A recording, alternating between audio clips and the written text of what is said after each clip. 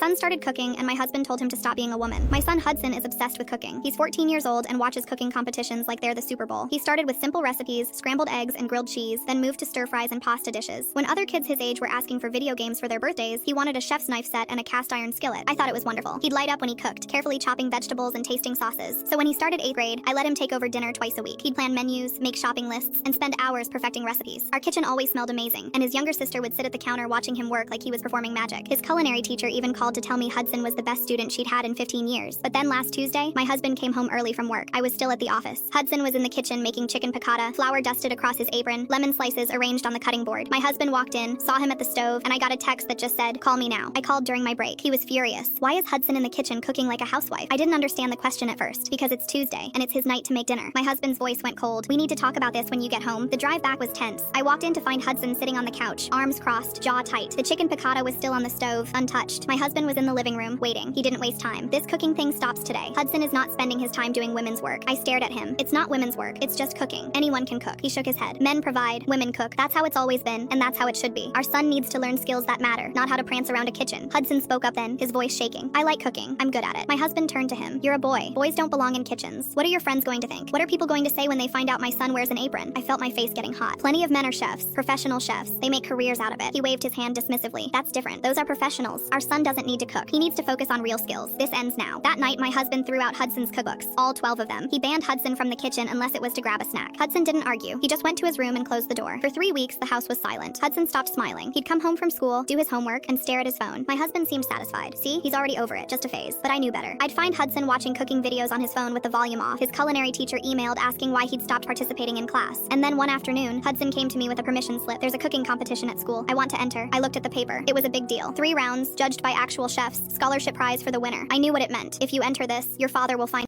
Click the link in my profile to watch the exciting follow-up.